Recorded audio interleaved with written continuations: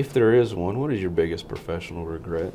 In other words, is there anything you'd have done differently? Regret's a strong word. Yeah, not much really, but one that I'll always wonder what if a little bit, because throughout my career, before I came to Churchill Downs, I was in broadcasting, I was a WHS, I was a newscaster, I did sports and did a lot of sports play-by-play, which anybody who's ever been in electronic media has loved doing play-by-play. I've called state tournaments and worked on college broadcasts and things like that. And probably the only, if I had one that I'd say I wish I would have gone back and given a little greater effort for, I had an opportunity, again, just an opportunity, not an offer, but an opportunity to take a shot at the play-by-play job for the Indiana Pacers when I worked here at Wave Radio. We had the Continental Basketball Association team here in Louisville, the Catbirds. That gives you my vintage a little bit. That was mid-'80s, but I did play-by-play for that team for 2 years.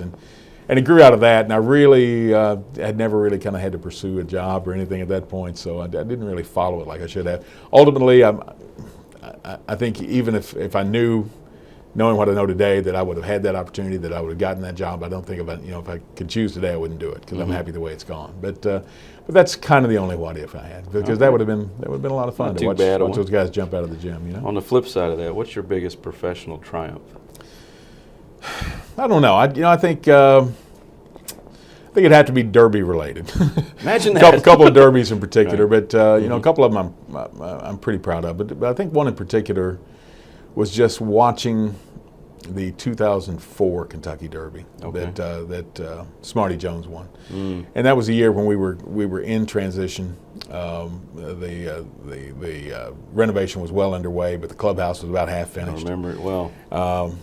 So we had to put people, and we had temporary facilities up. We had a press box. It was a trailer sitting up on stilts. It had a lot of things. There were a lot of moving parts in that Derby, and again, we were hoping to have 150,000 people there, as always. We were hoping to have it pretty much business as usual, but convincing people to come out and that things were going to be pretty normal. And this too was just 2 years in the aftermath of 9/11, so we'd had security procedures that changed markedly 2 years before that. So, and then in the middle of the afternoon, we had a thunderstorm that left people doing the backstroke in the infield. I mean, we had people swimming in the infield.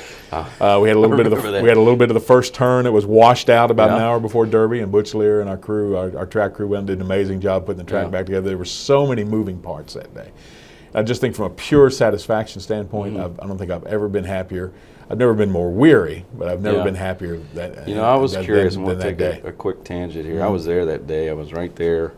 That rain was pouring. I can't remember exactly what time of day it was. Came about an hour and a half before Derby. Yeah. Was there ever, if you're willing to share, was there ever a point that they said, we can't do the Derby with this kind of rain? Not at that point. I mean, because it was that bad. It was that bad. Rained, and I remember watching the radar all afternoon. It was nice and clear, and then all of a sudden the screen was just green. And surely, the safety of our patrons is the number one concern on that day, and we were watching closely, and had it been more severe, I think certainly we'd have taken the appropriate moves to get people out of there, especially that 50,000 or so in the infield. That did clear up, though. It did clear up, and then we had the biggest issue then was just making sure the track was safe and in good shape, and we had a great Kentucky Derby and a very memorable winter, and then at the end of the day, we were all muddy and a little weary, but it was a great day. And then it was on to the Smarty parties. Yeah, it was.